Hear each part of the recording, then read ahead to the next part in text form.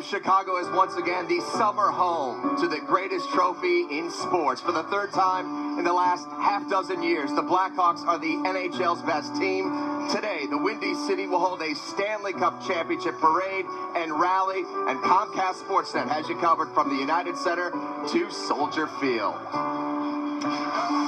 Welcome to the Blackhawks 2015 Stanley Cup Parade and Rally presented by your Chevy dealers. Mike Side with David Kaplan. I am Pap Will, coming to you from Soldier Field. Mother Nature made her presence felt around Game 6, made the cup a little late for the festivities. She's making her presence felt a little bit on the parade as well. One more time, the Lightning failed to beat Chicago. It did pour here a little bit. Everything's clear. People filing in. It's just another magical day in our great city. Pleased to be joined by lifelong Blackhawks fan, former wrestling champion, now MMA fighter, CM Punk. Punk, hey guys, great to have you here. No, Punk, it's going. I'm happy just like everybody else. It's super awesome to be here. You know, being a kid from Chicago before I was any of those other things you said, it's cool to be here on Soldier Field and celebrating the cup win. You know, I'm just excited. I'm a little bit nervous. Punk, you were at the festivities, Game 6 on Monday night. Where does that rank for you? I mean, it's up there. I've done a lot of cool things in my life. That's definitely one of the things that I never thought I would see live in person. You know, I used to travel so much. Every time they won a cup, they were in a different city. I was in a different city. I was working. So to be home, have them win it at home, on home ice, surrounded by people I know, everybody happy, everybody cheering, it was a wild time. It's up there. Now, Punk was a subplot to the Stanley Cup final, along with Hulk Hogan, who is a Tampa Bay Lightning fan. You guys... No, he's not. No? Yeah, you're right. That's the whole problem I have with that. Right. I think if I'm a Lightning fan, I'm embarrassed that they hitched their wagon to a guy like that. Doesn't know Stamkos' name, doesn't know the captain's name.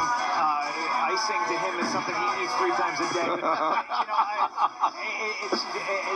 my love for hockey supersedes anything else, and I would just like to see people tune in and understand the game and appreciate the game for what it is. And then you put somebody on there like that, I think it kind of lowers it a little. So they needed a better representative. That's what I'm saying. I mean, you know, like if I'm a Hawks, if I'm a Lightning fan, I would like to see somebody, you know, better represent my team, because they're a hell of a team, hell of an organization, and I think that kind of paints them in the wrong light. Well, you took care of him much like the Hawks took care of the Lightning. It was quick. The better, yeah. Wouldn't you guys agree this was the toughest road to win a Stanley Cup of the 3? Totally agree. I think the Anaheim series was probably the most difficult series over the last 6 years. Yeah, absolutely. And I think every year the West is harder than the East. I think the 7-game series we had last year, where we unfortunately lost the conference final to the Kings, it could have gone either way, and I really feel like it could have gone either way against Anaheim. Those are the tougher games, and you see like the Kings, they beat the Rangers. You know, I'm not going to say easily, but yeah, okay, there you go. And we take care of the Lightning in 6 games.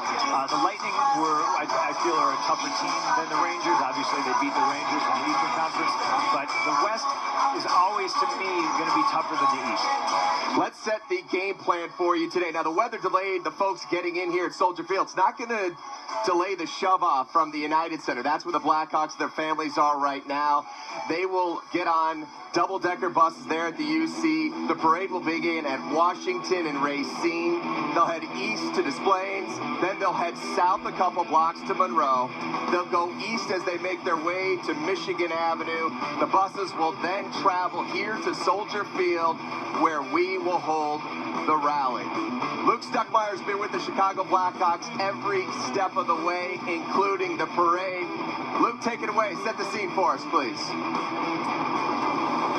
All right, thanks, Pat. We are on bus number 26 as we wait for the players to come out from the United Center, load up the buses with their family. It appears I'll be on bus number 26. That's going to be with Patrick Kane, Christopher Stieg, Corey Crawford, and Daniel Carcillo and their family and friends. I believe we will be the last bus in the parade, so we'll see what happens. But if it works like it did back in 2013, they'll start with the one way up there, work their way back. We'll do the next row of buses, and then the last one will be Kane's bus with Crawford pulling up the rear on the Blackhawks championship parade. We'll see what happens. We're waiting for the players still to come out at this point.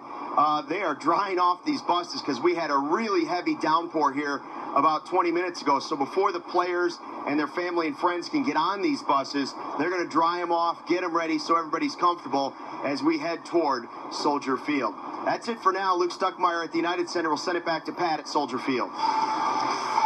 All right, Luke, thank you very much. On the same bus with Kane and Crawford. Talked to Corey yesterday. He said he's going to low-key it a little bit. Oh, that's unfortunate. That's unfortunate. It's certainly for us. At least keep it PG. So.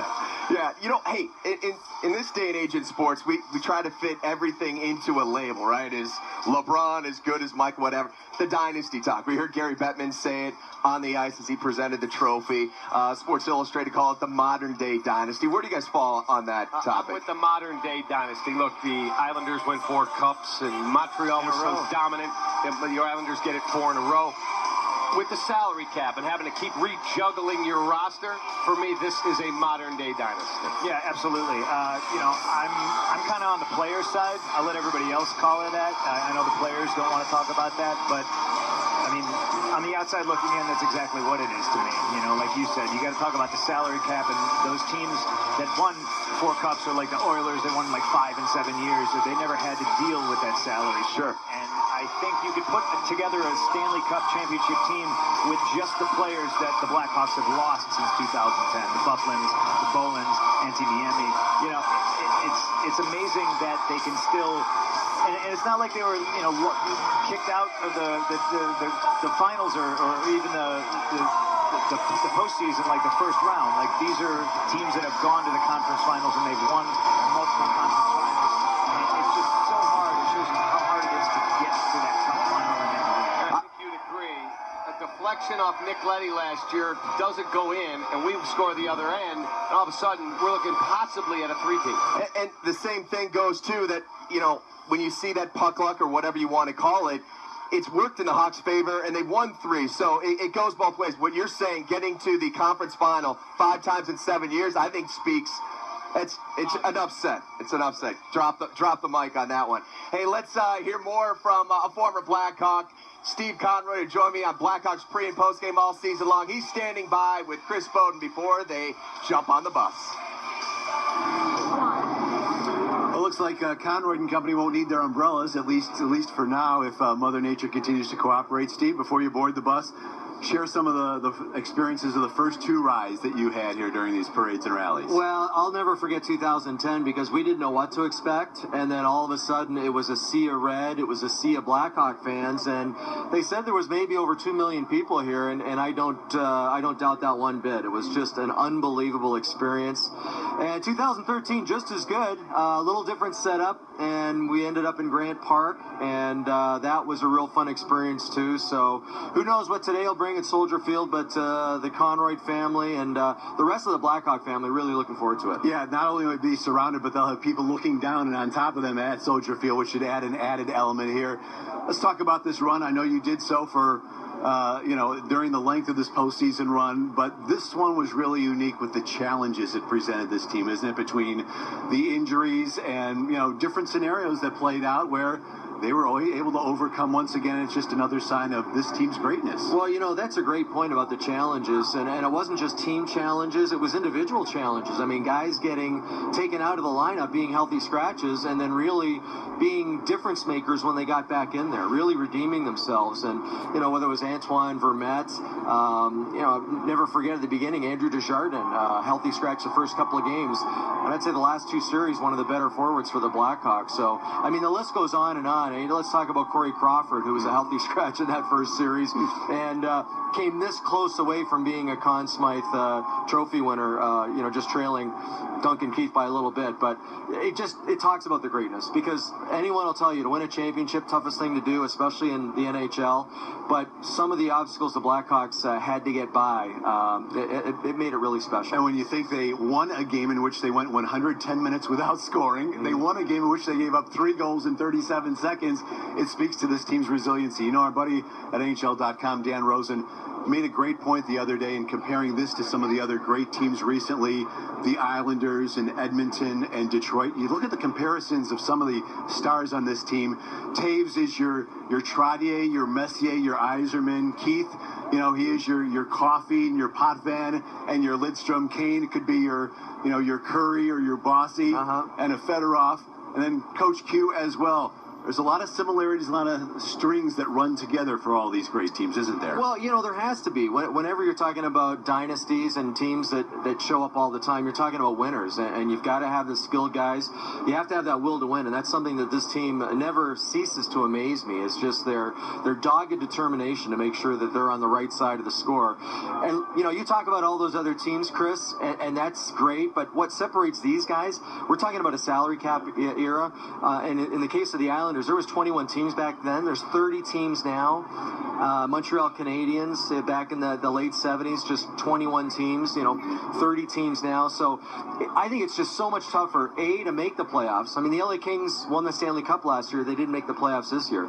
And then B, to have the luck and the skill to make sure you win 4 series. So that really puts it in a good light, I think. But, and this year, it wasn't just your top tier of players. It was an entire team victory. And regardless, there's going to be changes whether you win or lose. We don't know the degree to which that will happen yet, but it all followed the pecking order, no matter whether it's kids or veterans that come in.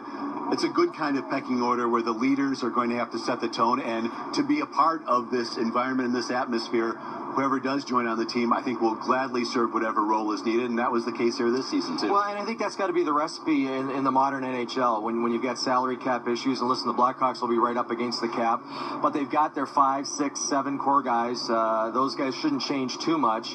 Then you got the youngsters coming in, whether it's Teuvo Teravainen, Trevor Van Riemsdyk on the back end, and we might see some new faces, too. And the other thing the Blackhawks have done the last couple of Stanley Cups, bringing